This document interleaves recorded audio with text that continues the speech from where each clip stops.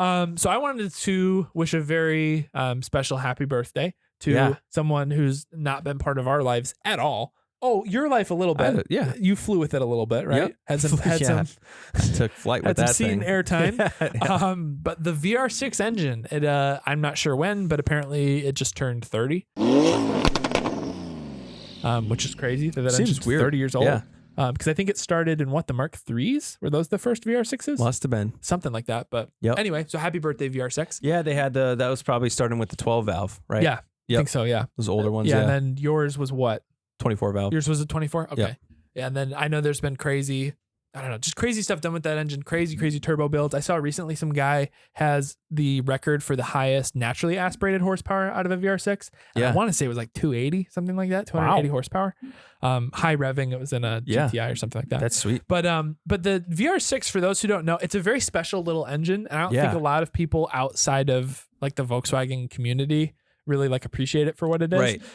It's a pretty like niche kind of thing, like in the community. And especially if you're just getting into cars, like you probably just think like VR6, V6. You're kind of not wrong, but you are a little bit. Yeah. So brief history lesson, I guess, or whatever on engines, right? So you've got kind of two ways that engines are produced. They're either in some sort of V or they're an inline engine. Yep. That's kind of been everything for the most part. So except for I guess boxers Subaru, too. Yeah. Then Porsche. there's boxer engines. Yep. Yeah, I forgot about those. So rotary. there's 3. No, there's rotary. There's all the ones that we broke last week. Yeah. In general, though, a V platform or an inline platform typically is that's the what most you're working common. with. Yeah, and you've typically got an inline, like a 4-cylinder, 6-cylinder, and then you've either got a V6 or a V8. Some V10, some V2. There's other stuff out there, but for the most part, most of the cars you see driving today are either going to be an inline 4-cylinder or V6. That's like the most common engines you see. So Volkswagen, I'm not sure what the primary drive for this was, other than I think it's a significant weight reduction, is how they kind of thought, okay, what if instead of a full V, we could save some space, we could bring that V to be a lot narrower, where now you've got a single head of the engine and all of the cylinders, instead of firing, because I guess I should illustrate that too. So you got an inline 4 engine. So you've got 4 cylinders that run longitudinally right down the middle. Yep. If you've got a V engine, you have a crankshaft that's shared down in the middle. All the pistons are running out at a V, so they're firing this way. Yep. So in a VR6, it's really interesting looking at a head gasket. I'll cut a head gasket of it in here to see the top of the engine. But you've literally got a V that instead of being far out is rotated, so they're just staggered on the top. They're just offset. So it's like two kind of forward, 2 kind of back, and they're like kind of interlocked. Yeah. So like you that. see this staggered. Probably should just use a photo. Staggered look, right? Yeah. If you hold on, let me see your hands here. But you've got this really weird looking head of the engine because you've got this really tight V. And so you save, I think there's a lot of weight savings. There's a lot of space savings to get a lot more cylinders in a smaller space. Yep. But then you get the power advantages of having 6 cylinders. I think you get a 4. shorter block too than like a regular straight 6. Because they're all stacked. Because you can compress them at an angle. That's true. And then you don't get as wide of a platform either because it's not that full V. You don't have to have 2 heads, all that stuff. So it's a much tighter configuration of engine. But so they started that back then. But I mean, even now, they still, like the Touaregs, up until those were discontinued here in the States, those all had VR6s. I think that the Atlas does too. I think that's still a VR6 platform. Is it? I'm pretty sure. I thought it was just straight up V6. Not 100% sure on that. But yeah, I know the engine's been used for so much, but even, you'll see some of the older, like the Passats, there used to be a W8 engine that Volkswagen produced. So the W8 was the same type of concept. It was a V configuration, like a V8 engine, but each of the heads had 2 staggered cylinders. So that, I don't know if you've ever seen that, the cylinder heads of a W8 engine are that. It's two sets of 4 on each side, but they're offset like that. So I've never seen a cylinder head. Look it up real quick. Let me see if I can pull that. I'm going to try to find the Atlas thing quick. Yeah, W8 cylinder. Yeah, here we go. Check this out. So that's one of the cylinder heads in the Volkswagen W8 engine. Weird. So yeah, here's the block. Here we go. Oh yeah. So that's what the W8 was. That's how they achieved the W. And the same, the Bugatti Veyron, right? Yep. I think that was also a W16 configuration, I believe. Right? Is that what it was? Do you know that for sure? Yeah, W16, yep. So same situation, because that was an engine that was built on the same premise of having a W and having these staggered engines in there. So yes, the Atlas, it looks like, did come with 3.6 VR6. There we go. With the Atlas. That's so cool. I had no idea that had a VR6 slide. They kind of quietly advertise kept it as a V6. They do. Yeah, you're right. And they on all of them, they advertise everything as just a V6. But so I thought that was really interesting. But anyway, so happy birthday, VR6. Yeah. And then this leads me to the thing that I'm frustrated about this week. Well, are you still going on VR6s? Yes. Okay, never mind. No, Continue. you can say your thing. Okay. Oh, it is this thing. Well, that's not what I was going to talk about. Oh, okay. I was going to talk about, so the VR6, obviously it's in GTI. They used them in the Golf R, some of the early Golf Rs. Yep, that's right. That's right. I forgot about that. The Mark V, I want to say, was the one that was manual. Yeah. And the Mark 6 was the one that was the DSG. Both of those, I think, were VR6 for the Golf. Mark 4 and 5, I think you're thinking, right? Because Mark Maybe 6, 4 and 5. I think Mark 6, they switched over to the 4-cylinder. They switched. It's basically an S3. Yeah. But yeah, the R32s. I forgot those were VR6s though. Yeah, those things are sweet. That's right. And then some people are, it's still a relevant platform. Right. Like people are still using it as swaps. Most notably probably would be, I always forget the guy's names. They swapped the RS3 with the VR6. Oh, shoot. George, I think. Yep, I know who you're talking about. George and Stav, maybe? I don't know. We'll post a photo of it or something. Yeah, we'll shout those guys out. And like huge turbo and stuff too, right? That thing is nuts. And the sounds that they get out of that is crazy. Yeah. And I know they're pushing those things 1,000+ horsepower. It's nuts. It's just crazy. So you thought the RS3 is already crazy enough, right? Right. Like 5-cylinder platform is awesome too. Right. Another iconic VW engine. Right.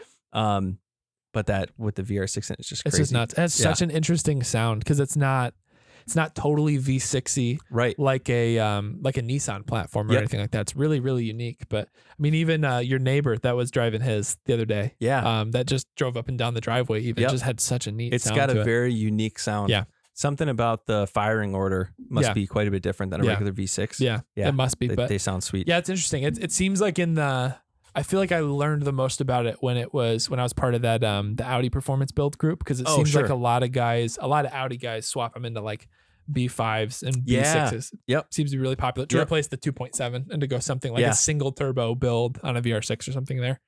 But speaking of turbo VR6s, this is the thing that's got me pissed off this week. So apparently in China of all places, so this is China's Atlas. This is what they got instead of an Atlas. So it's a VR6 that's weird looking turbocharged. Okay, that's cool though. Whatever they call it. The Octavia Pro. Is that what it is? But look at like the inside view. Scroll down. No, that's a Skoda. Okay. It's on the Talagon. back. Yeah, the Talagon. What? So sick. Look at the inside of this thing. Whoa. So it's like a minivan kind of. Yeah. It's a 7-seater or all 6-seater. I mean, it kind of looks like a Q7 to me. Right? Like the size of a Q7. Yeah, like that kind of a thing. Yep. But I think this looks way better than an Atlas. Like I think this looks way cooler, way cleaner. The Atlases are just kind of funky. They're like that the Sportback kind of SUV, not like a full SUV. Yeah. So this looks really nice. I like it. Like my coworker has the regular SUV Atlas. I like those. I don't like the cross sport thing that they do, but this thing, man, like I don't know why they're letting the cool stuff out overseas and then over here. Like I think the front end of this, I don't know. I think this whole car looks cool, but I also really want that turbocharged VR6 to be over here so we can have some fun with it. But yeah, I don't know. Even I don't know if it's just this photo, but look at the illustration of the engine. Don't the cylinders look kind of? Oh, it must just be the illustration. This is in the upstroke that's happening. I thought it was like 4 and 2. It's like, what is happening here? Yeah, that the layout, is that what they're doing? Is it like mid-stroke? Yeah.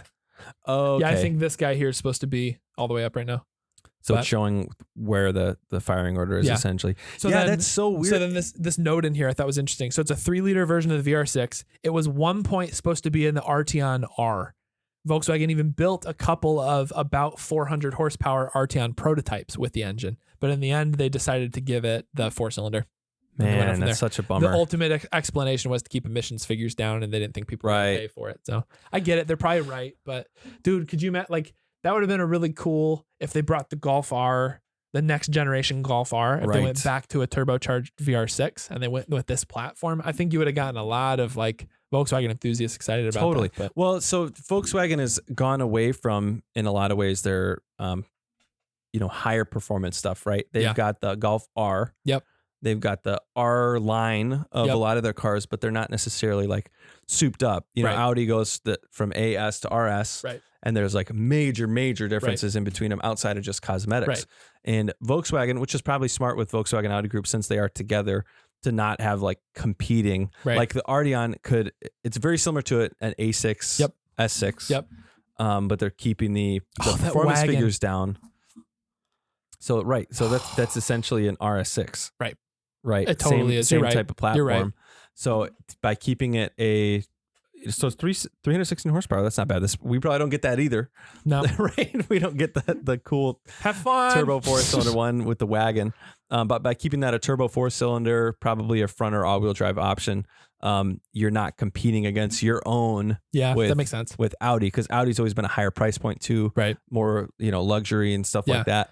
But the Ardeans look awesome. They look awesome. They look really that's cool. probably the best I've ever seen a grille integrated with lights was on that car. I think they did the best job. Volkswagen's doing good with that, like with their even the new Tiguan. You see that they have like more swoopy lights that kind of go into the grille. Well, and their electric car looks pretty cool. Yep. And then the Mark 8 Golf Rs and GTIs and stuff, same kind of story. Yeah, I'm a fan of those. I don't think a lot of people like them, but I think they look pretty neat. They look really nice. It's Although a nice after update. looking at the Cruise a couple weeks ago, I think that they kind of look like a Cruise a little bit. They do kind of look like a Cruise. But this is an interesting topic because I just read about this in a book too about Volkswagen experimenting, and they kind of learned where their place is. I think this is probably why we're not getting cool stuff. Yeah, because their whole thing, like I think Volkswagen doesn't mean the car or the people, something like that. I don't know. I think that's what it. Yeah. I think that's what it originally. I think that's what Volkswagen means in German. Your wife will have to correct us. Yeah. Check. But so they had tried it with the Phaeton, I think it's what it was called. They were trying to come out with like a luxury car. So they released the Phaeton. It had the people's car. There we go. People's car. So the Phaeton was supposed to be, that was a V8 powered. It was a much more like a luxury car that came out like in when was that? Like 2008, something like that. Remember that one at all? It was very brief. That was if I'm not mistaken, a V12. Was it? I'm pretty sure. It could have been, but it didn't work. The theory was from this book that I was reading that it didn't work. No, V8, right? W12 came with a W12, Whoa! 6-liter W12 as well.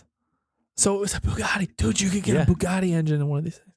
Yeah. Anyway, so that's why it didn't work. So they made that, and it just broke the whole purpose of Volkswagen is supposed to be an affordable car that gives you all the features that you need. That's like their brand vision. That's why they do everything they do. And so that one was the first car that ventured away from that. They went from that to, well, here's a luxury car with heated everything and wood trim and this, but it also came with like, I think at the time it was like a $60,000 car or something like that. So you could get, like who's going to spend $60,000 on a Volkswagen? That's what you buy an AMG for. Why are you buying the Volkswagen for that? So that makes sense. It's kind of like out of their lane. Yeah. And that's probably why there's not so many of those. Right. Yeah, because they come with that W12, and which is crazy. It's basically what Bentley sort of thing, like a big body, like comfortable, and I think that's executive what they were, kind of car. Yeah, that's what they were doing, but it just was out of their lane, so it didn't work. But that makes sense. But yeah, it's just interesting. But anyway, so that's for those who don't know, now you know what the VR6 engine is all about. What it means, why the VR6 is different than a typical V6.